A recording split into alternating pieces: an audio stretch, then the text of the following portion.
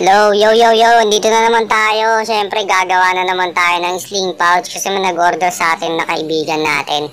So, siyempre, gagawa muna natin ang pattern yan para siyempre magawa natin yung mismong bag na pinapagawa ng kaibigan natin. Siyempre, itong sling pouch na to, gagamitan natin to ng tela ng Louis Vuitton, siyempre. Kasi yan ang nagustuhan ng client ng kaibigan natin. So, itong kaibigan natin na to ay talaga naman nakasubaybay din sa ating ginagawang proyekto, no? So, guys, sa mga hindi nakakakilala pa sa akin, no? Isa nga po pala ako mananahi na nagdi-design din ng mga bag, kahit anong klaseng bag. Basta hindi tayo masyadong busy sa ating ginagawa at wala masyadong nagpapagawa sa atin, ay mahaharap ko na i-customize yung mga bag natin mismo. So, guys, sundan nyo itong ginagawa ko. Ayan, so marami kayong matututunan. So medyo binibilisan nga lang natin itong galaw natin. Siyempre, dahil sinabi ko, kailangan pagka mabilis ka sa isang trabaho, talagang mapupromote ka. Hindi totoo yan, bola lang yan, boy. Siyempre, totoo naman sinasabi ko, diba? So mapupromote talaga tayo sa isang trabaho, guys, pagka mabilis tayo, siyempre. Yan ang gustong-gusto ng mga manager at may-ari ng mga kumpanya, siyempre. Gagalaw tayo ng napakabilis. Siyempre, kapag ka mabilis ang galaw dati, makikita yan, may mga makakapansin dyan. Wag lang yung mga mismong sip-sip na trabahador natin. Siyempre, pagka nakakita ang LED, talagang may inggit yan, sisirahan ka pa sa isang company. Yan ang tama. Yan ang totoo. Guys, sa mga nagtatanong pala, no, kaya nag-voice record na lang tayo, talaga naman kasi ito si Facebook, napaka-stricto mismo sa kanyang platform, no. So, bawal talagang maglagay ng mga tugtog na kung ano-ano man dyan. So, syempre, marami nang gumamit dyan. Marami rin mga vlogger na talaga namang ginagamit yung mga beat na galing sa YouTube and then sa kanila na yun mismo. Syempre, maraming kilalang mga social media influencer dyan na gumagawa talaga. Kaya naman, nag-voice record na lang tayo, baka mas sakali naman na hindi napansin ni Facebook to, no? Facebook, baka naman. Guys, baka hindi nyo natatanong nga pala, guys. So, magkwentuhan muna tayo habang ginagawa natin tong project natin na to. Siyempre, paano ba ako natuto manahi? Siyempre, unang-una, nag-trim muna ako sa tita ko, siyempre.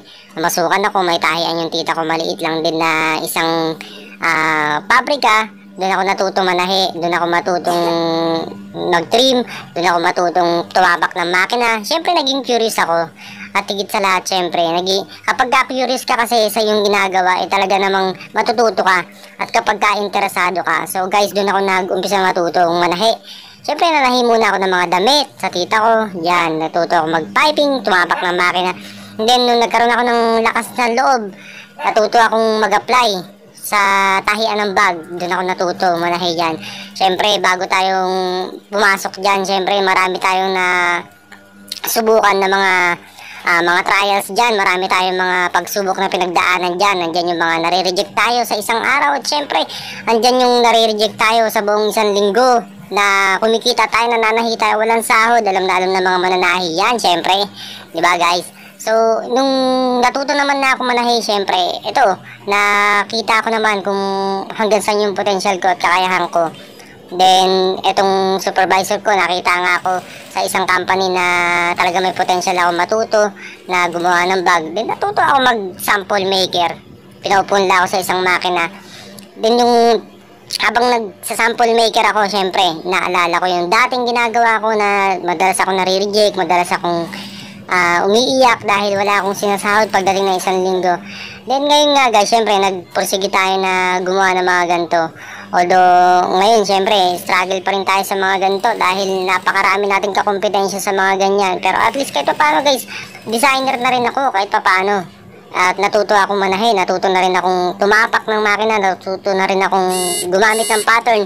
At natuto na rin akong magsukat-sukat ng mga bag na dati hindi ko kayang gawin. So, ano bang pinupunto ko dito, guys? Guys, ang pinupunto ko lang naman dito, guys, siyempre, hindi naman madali na marating natin ang isang bagay na gusto natin maabot sa ating buhay. Ang mahalaga lang naman talaga talaga dapat nagsusumikap tayong gawin ang isang bagay. Oh, guys. Anyway, guys, no, bago tayo makapadpatuloy sa proyekto natin, guys, alam nyo ba na sa panonood nyo, pwede kayo mag-subscribe dun sa aking YouTube channel na Damski13 TV.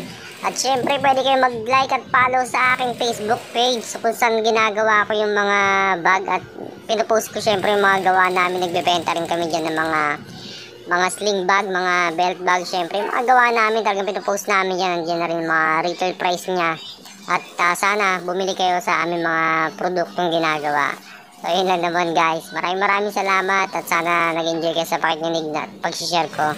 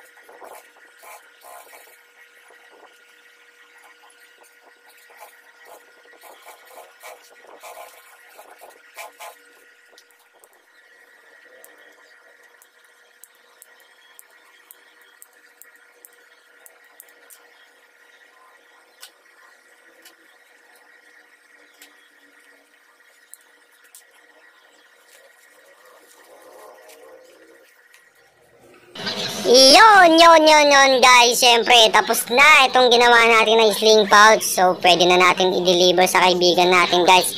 Napakaganda, 'di ba? So yan, goods na goods 'tong gawa natin. Thank you.